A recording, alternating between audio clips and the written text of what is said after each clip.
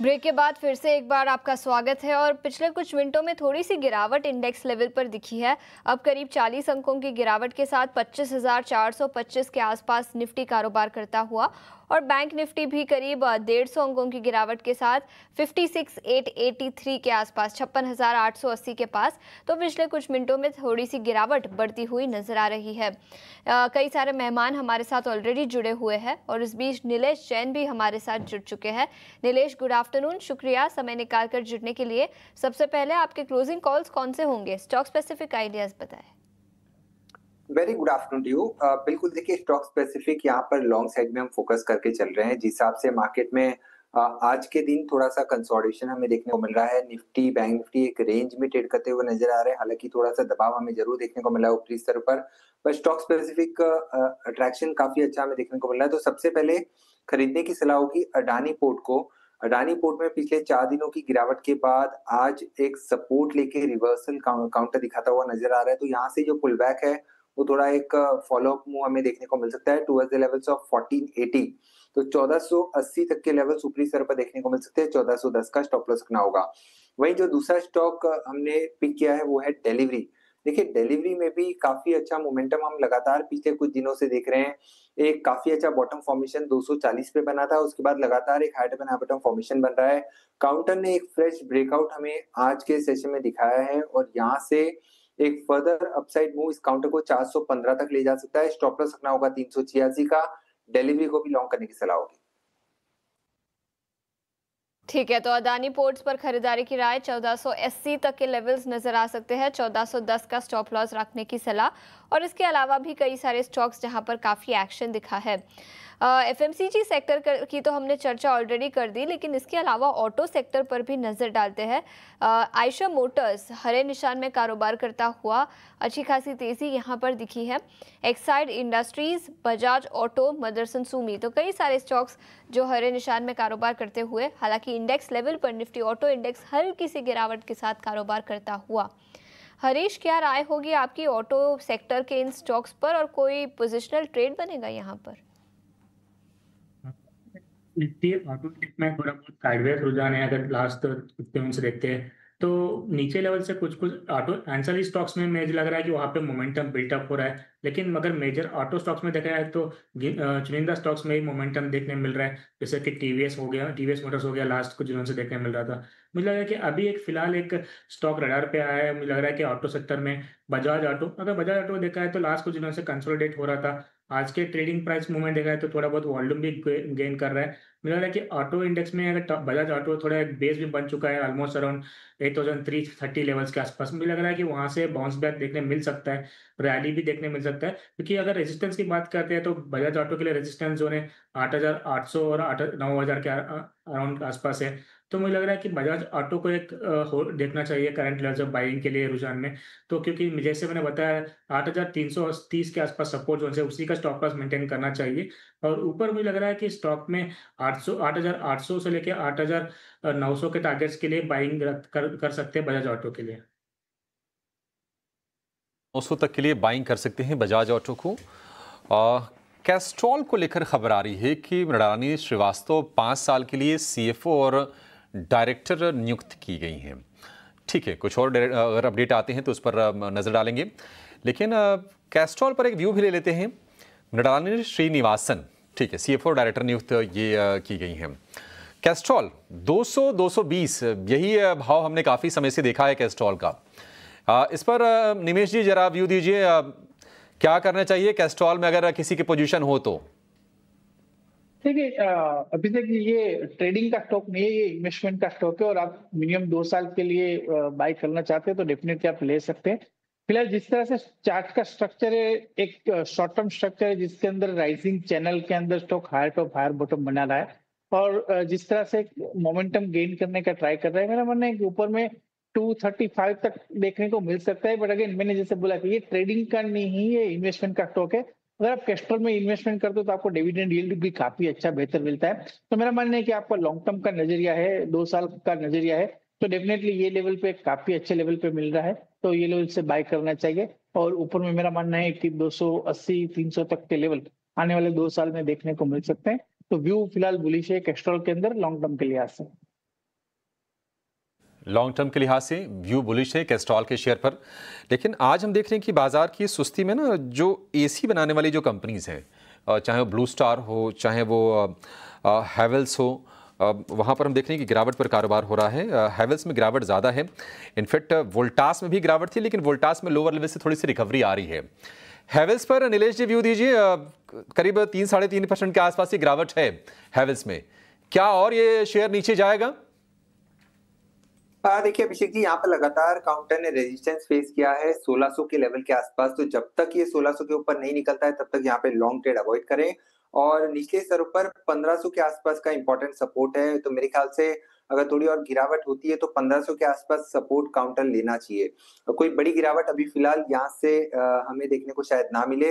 1500 तक के लेवल्स हो सकता है एक बार छू सकता है काउंटर, बट फिलहाल के लिए नो ट्रेडिंग जोन में बेहतर होगा कि थोड़ी सी और डिप का इंतजार करें फ्रेश लॉन्ग के लिए। हैवेल्स में फ्रेश लॉन्ग के लिए थोड़ा सा और डिक्लाइन का इंतजार कीजिए। 3.5% के आसपास की गिरावट फिलहाल हम शेयर में देख रहे हैं। श्रीकांत जी, बायोकॉन के बारे में आपसे व्यू जानना चाहेंगे, क्योंकि बायोकॉन हमने देखा था कि 5-6 सत्र तक लगातार ये शेयर चला। आज थोड़ी सी नरमी इसमें है, फ्रेश शॉर्ट्स बन रहे हैं। बायोकॉन में बने रहना है या फिर किसी को अगर प्रॉफिट हो रहा हो तो एक बार मुनाफा बांध लें इसमें से? नहीं तो अभिषेक जी देखिए, मुझे लग रहा है कि बायोकॉन वैसे अपने इंपॉर्टेंट रेजिस्टेंस के करीब आने के बाद थोड़ा रिवर्स हुआ है, लेकिन ओवरऑल तो हमें लगता है कि इसमें बने रहना चाहिए, क्योंकि इस बार का जो ब्रेकआउट है वो काफी मीनिंगफुल ब्रेकआउट हमें लग रहा है। और हमें लगता है कि इस बार ये स्टॉक अपने प्रीवियस हाई को यानी कि 400-405 के लेवल्स को क्रॉस करने के लिए तैयार है। तो करंट लेवल से तो मैं कहूंगा कि इनफैक्ट अगर कोई भी करेक्शन अगर आता है 5-7 रुपए का तो उसमें और खरीदारी की जा सकती है। मुझे लगता है कि 355 का फाइनल स्टॉप लॉस रखें, और 400 और 420 ये दो टारगेट्स नजर आते हैं बायोकॉन पे। 400 और 420। अच्छा ठीक है। बायोकॉन हमने देखा था कि 400 रुपये के प्राइस इसमें आए थे और उसके बाद हमने प्रॉफिट टेकिंग देखी, लेकिन रिवर्सल मतलब अच्छा, रिकवरी अच्छी रही है बायोकॉन के शेयर में। चलिए छोटे से ब्रेक का वक्त तो हो गया है, लेकिन ब्रेक पर जाने से पहले आपको बता दें कि एक्जो नोबेल इंडिया जिसमें डील की थी जेएसडब्ल्यू पेंट्स ने प्रमोटर का स्टेक खरीदने को लेकर 9,000 करोड़ रुपए के आसपास की डील थी। आज हम एक्जो नोबेल के शेयर में अच्छी तेजी देख रहे हैं, करीब 5% ऊपर ये शेयर कारोबार कर रहा है। आपको करना क्या चाहिए, एक छोटे से ब्रेक के बाद अपने एक्सपर्ट से हम जानेंगे।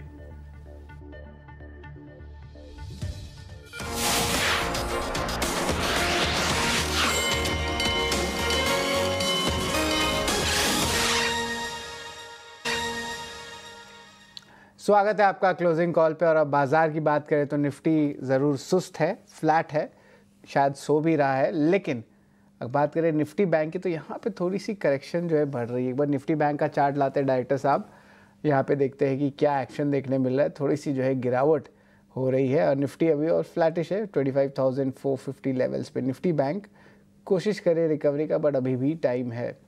57,000 के लेवल्स के कंफर्टेबली नीचे है। विक्स में भी कोई चिंता की बात नहीं है क्योंकि कुछ एक्शन ही नहीं हो रहा है।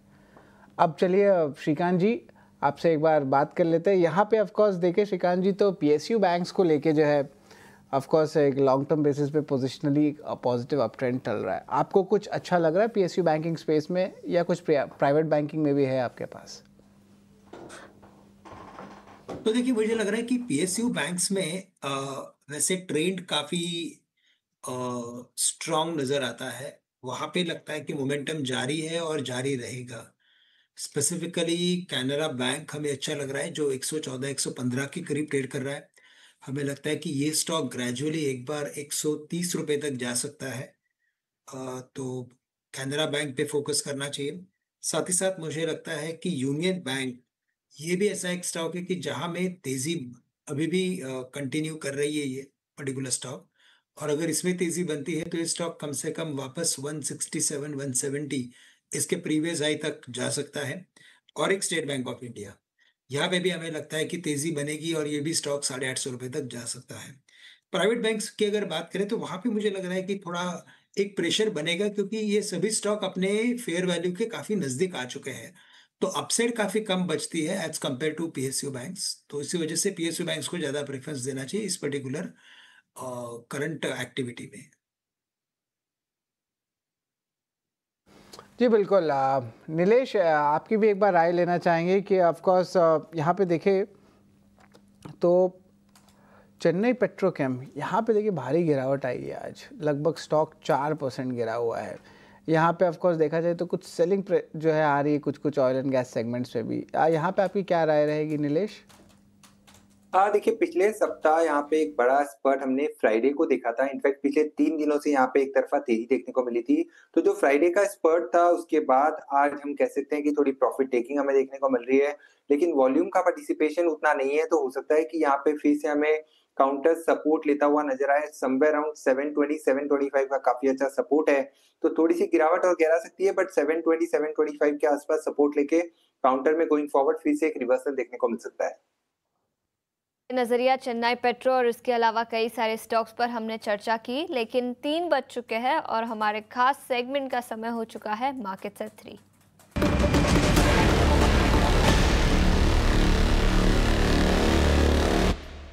और आनंद शुक्ला अब हमारे साथ जुड़ चुके हैं। आनंद, गुड आफ्टरनून। बताएं कौन से वो स्टॉक्स हैं जहां पर खबरों के दम पर आज के सत्र में एक्शन दिखा है? जी हाँ से गुड आफ्टरनून। 3 बजे तक के बाज़ार की तरफ देखें तो निफ्टी में हल्की सी गिरावट दिख रही है और निफ्टी बैंक करीब 150 अंकों के आसपास की गिरावट दिखा रहा है। और जो सेक्टर सबसे ज़्यादा गिरा है वो है आईटी का। आईटी शेयरों पर आज दबाव देखने को मिल रहा है। टेक महिंद्रा की तरफ देखें 2% की गिरावट दिख रही है। एचसीएल टेक में भी 1.5% के आसपास और एम्फेसिस में भी 1.5% के आसपास की गिरावट देखने को मिल रही है। इसके अलावा वॉल्यूम कहाँ ज़्यादा है इसकी बात कर लें तो गोदरेज कंज्यूमर की तरफ देखें, अच्छे बिजनेस अपडेट के चलते 6% की तेज़ी दिखा रहा है शेयर और F&O का टॉप गेनर भी बना हुआ है। 6 गुना ज़्यादा औसत से वॉल्यूम जो है औसत से 6 गुना ज़्यादा देखने को यहाँ मिल रहा है। पेट्रोनेट एलएनजी की तरफ देखें, मोतीलाल ओसवाल ने शेयर को अपग्रेड किया है, खरीदारी की राय दी है और शेयर 2% की तेज़ी दिखा रहा है। यहाँ भी औसत से 3 गुना ज़्यादा वॉल्यूम देखने को मिल रहा है। मदरसन सुमी भी हरे निशान में कारोबार कर रहा है और अच्छा खासा वॉल्यूम यहाँ भी देखने को मिल रहा है।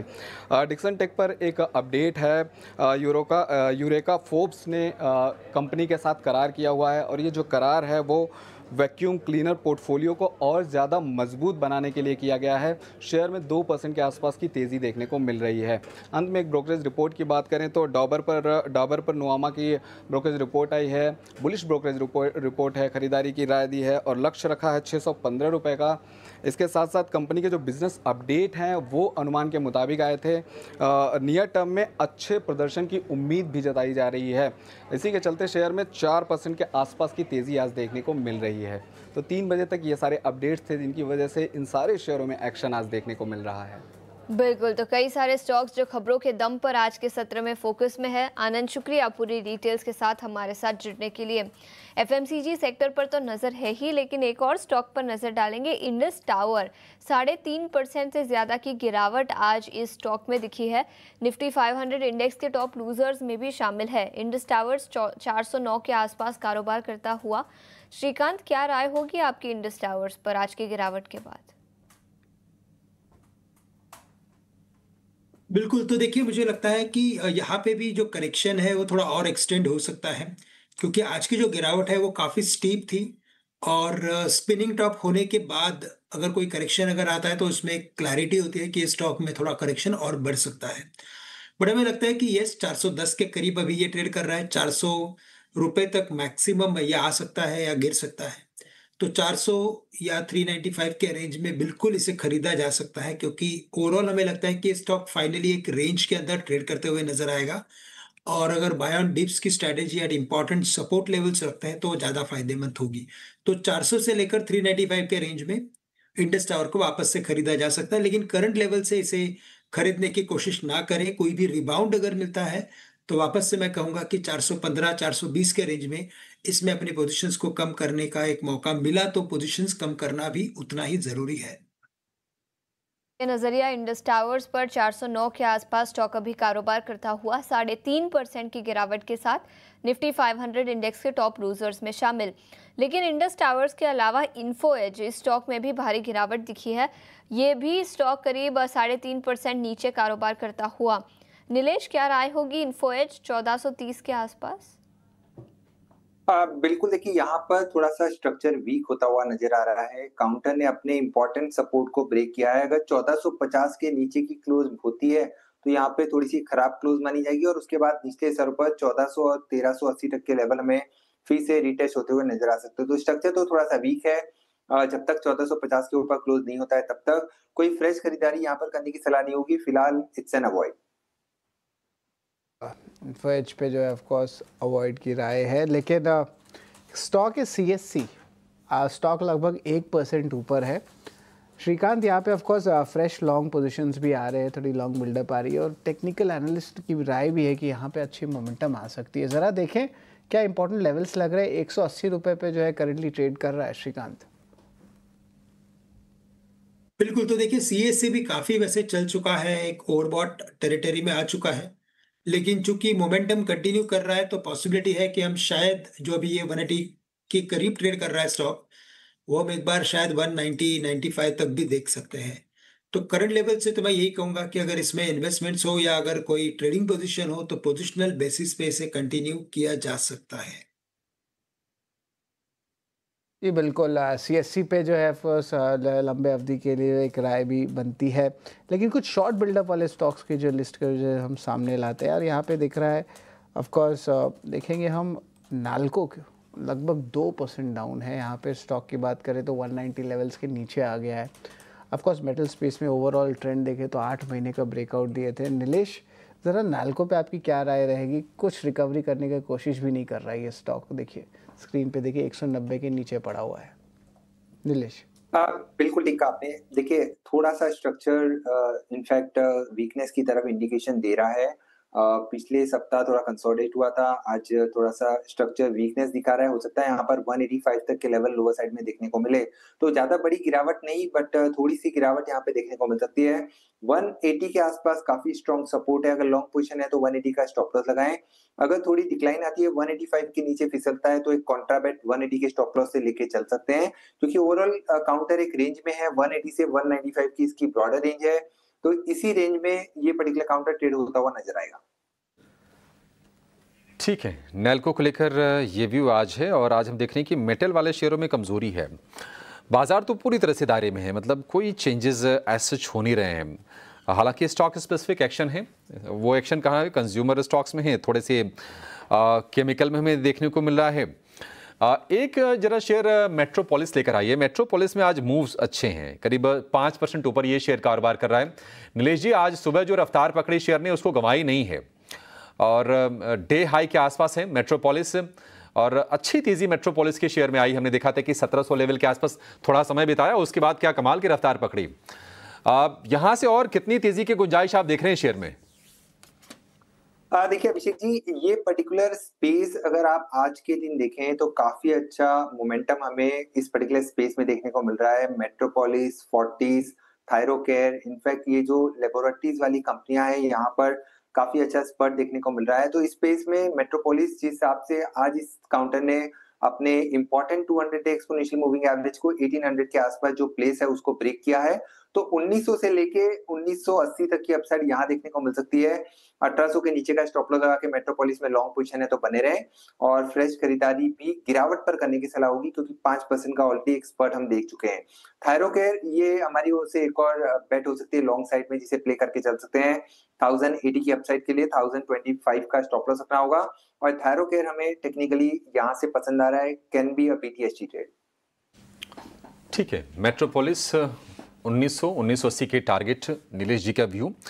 ट्रेंड में हमने देखा कि शुक्रवार को तेज गिरावट आई, 11-12% शेयर टूटा। AGMC जो कमेंट्री आई थोड़ी सी कमजोर आउटलुक के चलते ब्रोकरेज ने भी थोड़ा सा इसका लक्ष्य घटाया, डाउनग्रेड भी किया ट्रेंड को, और आज हम देख रहे हैं कि संभल रहा है। श्रीकांत जी, इस पर भरोसा करें? आज हम देख रहे हैं कि शेयर मतलब सुस्ती वाले बाजार में थोड़ा सा ऊपर जरूर है। डेड कैट बाउंस भी आप लोग इस्तेमाल करते हैं इस तरह के मूव के लिए, क्या ये वही है या फिर संभल गया शेयर? नहीं, बिल्कुल आपने एकदम सही कहा कि ये डेड कैट बाउंस जैसा ही है, क्योंकि जो इसमें गिरावट बनी थी वो गिरावट एक बड़े गैप डाउन के बाद की गिरावट आई थी। यानी एक तो काफी बड़ा किसी ने एक कॉन्क्रीट व्यू बनाया है कि इसमें से कुछ पोजीशंस को कम करना है करके, और उसी बेसिस पे इसे बेचा गया है। तो मुझे लगता है कि ये एक डेड कैट बाउंस है, क्योंकि स्टॉक था 6300 के करीब और 5300 तक ये करेक्शन में आया है। तो हमें लगता है कि थोड़ा सा और वक्त निकाल सकता है ये 5,500 के करीब, लेकिन इवेंचुअली मुझे लगता है कि ये स्टॉक एक बार वापस से 5,000 या 4,800 रुपए तक भी आ सकता है। तो करंट लेवल से बिल्कुल इसमें केयरफुल रहे। कोई भी रैली अगर यहाँ से मिलती है तो बिल्कुल उसमें पोजीशंस को कम करना ही फायदेमंद होगा।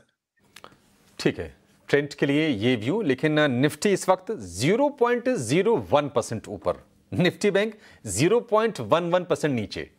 तो बाजार की जो तस्वीर है, एक बहुत ही दिलचस्प तस्वीर हमारे पास हाथ लगी है, शरद ने शेयर की है ये, और आप ये देखिए शरद ये तस्वीर आज की है। ये बुल्स भी सो रहे हैं, बेयर्स भी सो रहे हैं, मतलब किसी को पड़ी नहीं है बाजार की आज। तो हम भी काम करते हैं, एक छोटा सा ब्रेक लेते हैं, लेकिन हम कहीं जाएंगे नहीं, हम तो आपकी पक्की वाली कमाई करवाएंगे। ब्रेक के बाद हम BTST और STBT ट्रेड समझेंगे अपने एक्सपर्ट से। आप बने रहिए हमारे साथ।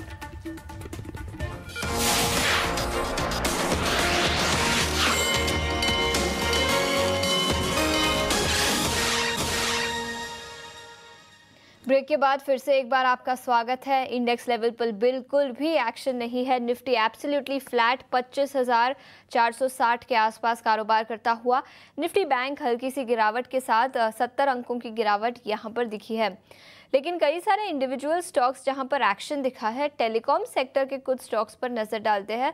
याद रखिए, ICICI सिक्योरिटीज की रिपोर्ट पर प्रति शेयर का लक्ष्य भारतीय हेक्साकॉम 3.5% से ज्यादा की गिरावट इस स्टॉक पर दिखी है। नीलेश, टेलीकॉम या टेलीकॉम एंसिलरी से कोई स्टॉक जहां पर आपको लगता है कि शायद अगले कुछ दिनों में पैसे बन सकते हैं? बिल्कुल, देखिए विद इन टेलीकॉम स्पेस जो प्रिफर्ड बेट है हमारी वो है भारती एयरटेल। यहाँ पर हम 2100 से लेकर 2150 तक की अपसाइड देख के चल रहे हैं। थोड़ा सा शॉर्ट टू मीडियम टर्म के लिहाज से अगर थोड़ी सी डिप मिलती है, 2000 के आसपास आता है, तो एक अच्छी खरीदारी की रेंज हो सकती है। With risk and reward perspective 1970 का स्टॉप लॉस रखना है। ऊपरी स्तर पर 2100 से 2150 तक की अपसाइड हमें भारतीय एयरटेल में देखने को मिल सकती है। ठीक है, तो ये नजरिया भारतीय एयरटेल पर और टेलीकॉम सेक्टर के कई सारे स्टॉक्स जहां पर आज के सत्र में एक्शन दिखा है। लेकिन इस बीच इक्विटास स्मॉल फाइनेंस बैंक पर भी नजर डालते हैं। इसके भी ऑपरेशनल अपडेट्स आए थे और स्टॉक 6.5% टूट चुका है आज के सत्र में। ऑपरेशनल अपडेट्स, नेट स्लिपेजेस 4.35% के पास आए। 6.5% की भारी गिरावट के साथ अब इक्विटास SFB कारोबार करता हुआ। श्रीकांत, क्या राय होगी आपकी स्टॉक पर 6% की गिरावट के बाद? तो देखिए, वैसे काफी interesting formation Equitas small finance bank बना रहा है।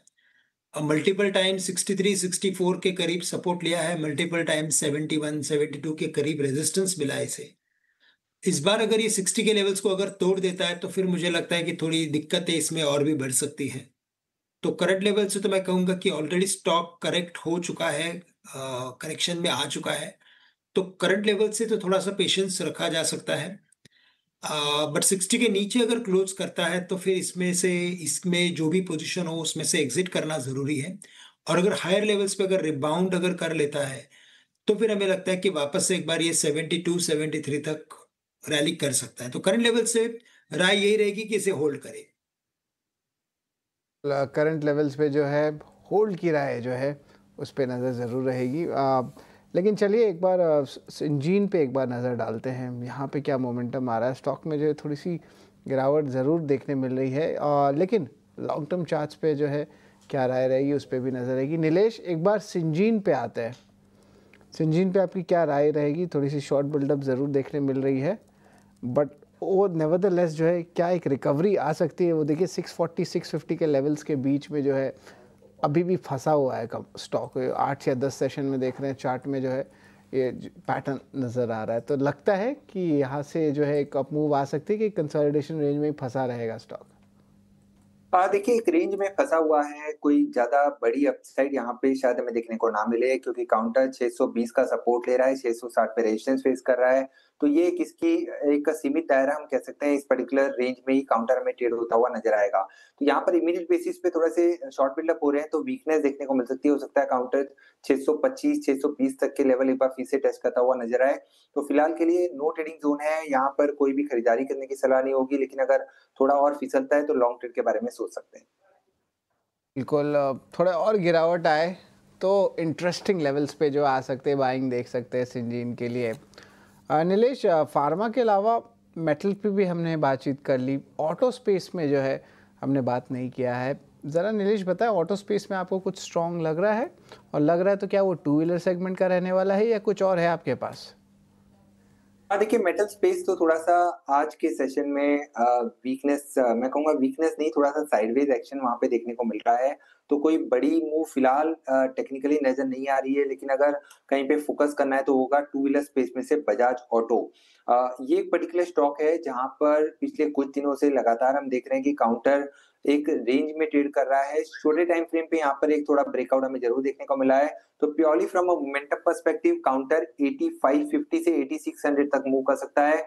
जब तक 8360 का लेवल सस्टेन कर रहा है तब तक यहाँ पर लॉन्ग पोजीशन है तो बने रहे, और शॉर्ट टर्म मोमेंटम यहाँ पर प्ले किया जा सकता है। बजाज ऑटो को लेकर ये व्यू हो गया, लेकिन श्रीकांत जी, कैपिटल गुड्स वाले शेयरों में मोमेंटम है और हम देख रहे हैं कि कमिंस क्लोजिंग अच्छी देने जा रहा है। छोटे छोटे स्लाइड थे पिछले 2-3 सत्र में, लेकिन आज बढ़िया रफ्तार से ये शेयर चल रहा है और डे हाई के आसपास इस वक्त दिखेगा। कमिंस मतलब ट्रेड डील जो भी हो, मतलब ज़्यादा इम्पैक्ट तो आना नहीं चाहिए कैपिटल गुड्स वाले शेयरों पर। आपका व्यू क्या है कमिंस को लेकर? और 3400 का भाव हो गया, 3000 के भाव से धीरे धीरे चढ़ते चढ़ते, क्या व्यू होगा इस पर आपका? नहीं, वैसे काफी अच्छा एक कंस्ट्रक्टिव पैटर्न ये स्टॉक बना रहा है। 3450 के करीब ट्रेड कर रहा है, लेकिन अगर आप इसके ओवरऑल एक्टिविटी को देखें तो मिडल ऑफ जून से अभी तक, यानी कि ऑलमोस्ट 1 महीने तक की जो इसकी एक्टिविटी है वो काफी एक नैरो रेंज में रही है, और इस रेंज का ब्रेकआउट आने की कगार पे ये स्टॉक है। ब्रेकआउट के बाद हमें लगता है कि स्टॉक वापस से एक बार 3600 रुपए तक जा सकता है। तो व्यू यही है कि इसमें लॉन्ग में बने रहे, या तो इसमें लॉन्ग की पोजीशन भी बना सकते हैं। स्टॉप लॉस हमें रखना पड़ेगा 3350 का, हमें टारगेट्स नजर आते हैं 3600 से लेकर 3650 के। ठीक है, 3600 से 3650 तक के टारगेट आएंगे कमिंस के लिए। आरबीएल बैंक को हमने तेजी से चढ़ते हुए देखा था, 260 रुपए तक भाव गया, लेकिन अब लग रहा है कि वहां पर ये शेयर भी फंस रहा है। आरबीएल बैंक, नीलेश जी क्या व्यू होगा आपका? ये शेयर तेजी इसकी थम सी गई है, क्या इसमें बने रहें या फिर पोजीशन कहीं स्विच कर लें कहीं और, किसी और बैंक में?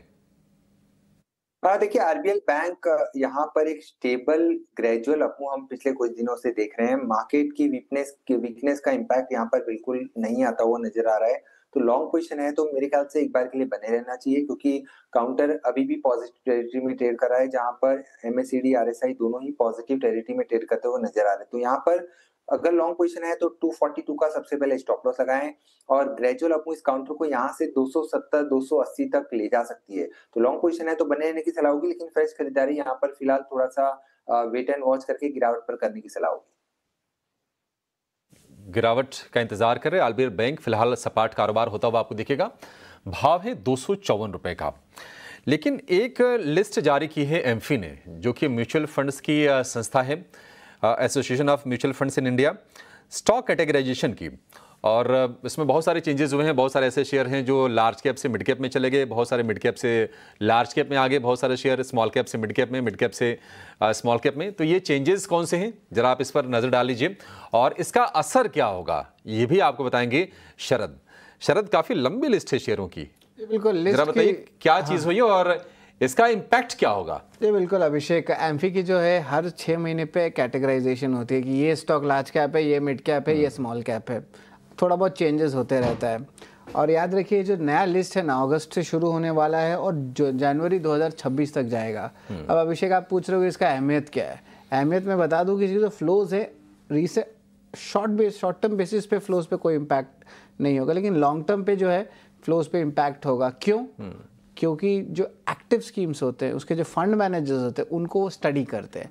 अब उनको लार्ज कैप में इन्वेस्ट करना है और वो स्टॉक मिड कैप से लार्ज कैप में आया तो वहाँ पे फ्लोज आ जाएगा। वही अगर हम बात करें नीचे से आया है लार्ज कैप से अगर मिड कैप चला गया है तो मिड कैप स्कीम्स में अगर एग्जिट है तो वहाँ पे आउटफ्लोज आ जाएंगे। लेकिन आप सोच रहे हो कि स्टॉक्स कौन सा है, इतना देर से मैं बात कर रहा हूँ, स्टॉक सबको जानने का है। सबसे पहले हम बात करें तो mid cap to large cap वाले स्टॉक्स में नज़र डालते हैं। उस पर आप लीजिए Indian Hotels, Solar Industries, Mazagon ship, Max health care, Shree cement, Mankind Pharma, Lupin, JSPL, Apollo Hospitals और यूनियन बैंक। ये सारे स्टॉक्स आपकी स्क्रीन में हैं जो मिड कैप से लार्ज कैप में एंट्री लिए हैं। अब सवाल उठता है कि large cap to mid cap वाले कौन से स्टॉक्स है। इसमें एक सरप्राइज एलिमेंट है हीरो मोटोकॉर्प। ये नंबर भी मैंने देखा तो मैं भी आश्चर्यचकित था कि हीरो मोटोकॉर्प को मिड कैप कैसे बोलने वाले हैं। शरद, कम से कम 3 गुनी बड़ी कंपनी है बजाज ऑटो हीरो मोटो के मुकाबले, ऐसा लगता नहीं है, मतलब एग्जैक्टली लगता ही नहीं है, लेकिन देखिए नंबर्स कितना डिफरेंस होता है। और ये नंबर्स को सारे म्यूचुअल फंड मैनेजर्स को एकदम फॉलो करना पड़ता है कि इट्स रूल बुक के जैसा। इंडियन ओवरसीज बैंक लीजिए, कमिंस इंडिया लीजिए, Swiggy, Polycab, Bosch, ICICI Pru, Dabur, हाल ही में अच्छी मोमेंटम आ रही है स्टॉक में, जेएसडब्ल्यू एनर्जी और एनटीपीसी एनर्जी, जो ग्रीन एनर्जी जो बोलते हैं, उस पर भी जो है नज़र रहेगी। Small cap to mid cap वाले लिस्ट भी जल्दी से बताता हूँ, जहाँ पे केपीआर मिल्स, गॉडफ्री फिलिप्स और नारायण हृदयालय, लॉरस लैब्स, छोटा फाइनेंशियल, राधिको खैतान और एमसीएक्स नज़र में रहेंगे। और जो मिड कैप से स्मॉल कैप में आने वाले हैं वो हैं ABFRL, Ola, IGL, Deepak nitrite, Punjab and Sind bank, Syngene, new India assurance, Tata tech और आईआरबी इंफ्रा। तो ये सारे लिस्ट जो है आपके स्क्रीन पे दिख रहे हैं। आशीषा, बिल्कुल, तो कई सारे स्टॉक सैमफी कैटेगराइजेशन के दम पर अगले कुछ दिनों तक फोकस में रहेंगे। कुछ स्टॉक्स पर नज़र डालेंगे। मिड कैप से लार्ज कैप में शामिल होने वाले कई stocks, Indian hotels, Mazagon dock ship builders, इन दोनों स्टॉक्स पर इन पर्टिकुलर नज़र डालते हैं। इंडियन होटल्स आज 1.5% की गिरावट के साथ कारोबार करता हुआ। नीलेश, क्या राय होगी आईएचसीएल पर और मजगांव डॉक पर? बिल्कुल, देखिए मजगांव डॉक ये पर्टिकुलर स्टॉक अगर आप देखें तो पिछले कुछ दिनों से जिस हिसाब से मोमेंटम बना था उसके बाद थोड़ी बहुत प्रॉफिट टेकिंग आज हमें देखने को मिल रही है, पर स्ट्रक्चर अभी भी पॉजिटिव है। यहाँ पर अगर लॉन्ग पोजीशन है तो बने रहने की सलाह होगी। 3220 3220 का स्टॉप लॉस होगा और ग्रेजुअली यहाँ पे 3400-3500 तक के लेवल हमें फिर से देखने को मिल सकते हैं। इंडियन होटल, देखिए ये पर्टिकुलर स्टॉक वीकनेस दिखा रहा है, स्ट्रक्चर थोड़ा अभी भी वीक नजर आ रहा है। निचले स्तरों पर 720-700 तक के लेवल काउंटर टेस्ट करता हुआ नजर आ सकता है। यहाँ पर लॉन्ग पोजीशन बनाने से अवॉइड करें और यहाँ पर अगर कोई ट्रेड लेना है तो मैं कहूंगा उछाल अगर आता है तो वहां पे एक शॉर्ट ट्रेड लेके चल सकते हैं, क्योंकि 760 का एक इंपॉर्टेंट रेजिस्टेंस है, उसके ऊपर निकलना बहुत जरूरी है अगर लॉन्ग ट्रेड लेना है तो। बट फिलहाल के लिए स्ट्रक्चर वीक है इंडियन होटल्स का। लेकिन श्रीकांत, कोई BTST STBT trades index level पर तो ज्यादा कुछ एक्शन नहीं है, लेकिन कोई स्टॉक स्पेसिफिक आइडियाज आप दे सकते हैं?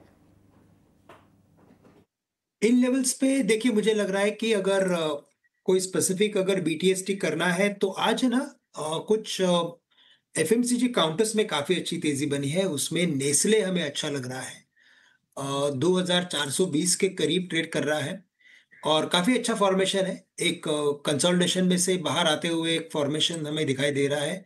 तो 2420 2425 के करीब खरीदे।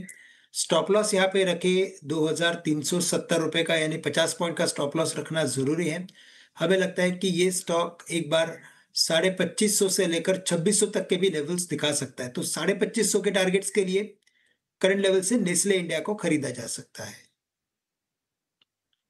नेस्ले इंडिया जो खरीदारी की राय आ रही है कंजम्पशन स्पेस पे जो है बीटीएसटी ट्रेड है। नीलेश, आपके कुछ बीटीएसटी एसटीबीटी ट्रेड रहेगा?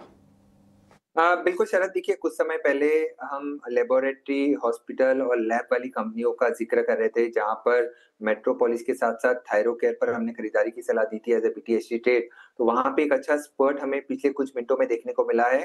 तो अभी भी मेरा ये मानना है कि 1100 तक के भी लेवल वहां पे देखने को मिल सकते हैं। अगर लॉन्ग पोजीशन लिया हुआ है तो बने रहें एंड 1045 का एक फ्रेश ट्रेलिंग स्टॉप लॉस वहां पर मेंटेन करें। उसके अलावा अडानी पोर्ट को मैं रिआइट्रेट करूंगा, इस पर हमने खरीदारी की सलाह दी है। स्ट्रक्चर अभी भी पॉजिटिव है, हो सकता है कल के सेशन में हमें ये 1455 1470 तक के लेवल दिखा दे। तो यहाँ पर 1410 के स्टॉप लॉस से अडानी पोर्ट में लॉन्ग पोजीशन बना के चल सकते हैं। 1410 पे जो है लॉन्ग पोजीशन बन सकती है अदानी पोर्ट्स पे। लेकिन ऑफ कोर्स नीलेश जी, एक और सवाल मैं आपसे लेना चाहूँगा, खास करके आईटी स्पेस से। यहाँ पे mid cap IT space stocks की भी अगर हम बात कर लेते हैं तो यहाँ पे देखेंगे कि जो है मिले जुले जो संकेत यहाँ पे देखने मिल रहे हैं। लेकिन यहाँ पे एलटीआई माइंट्री या मास्टेक, इन सारे स्टॉक्स पे भी अगर नज़र डालते हैं, खास करके एलटीआई माइंट्री या कोफोर्ज या बिरला सॉफ्ट, तो यहाँ पे आपके मिड कैप स्पेस पे कौन सा फेवरेट आईटी स्टॉक लग रहा है? बिल्कुल शरद, देखिए आईटी स्पेस आज थोड़ा सा सुस्त जरूर नजर आ रहा है, but with in this particular space mid cap and small cap ITs पर फोकस करके चल सकते हैं। एलटीआई माइंट्री यहाँ पर आज अच्छा एक पॉजिटिव मूव हम देख रहे हैं और स्ट्रक्चर इनफैक्ट थोड़ा सा साइडवेज जरूर है, बट अगर कोई लॉन्ग ट्रेड लेना है तो इस पर्टिकुलर काउंटर में लेके चल सकते हैं। 5420 से 5460 तक की अपसाइड देखने को मिल सकती है। 5260 का स्टॉप लॉस रखना होगा।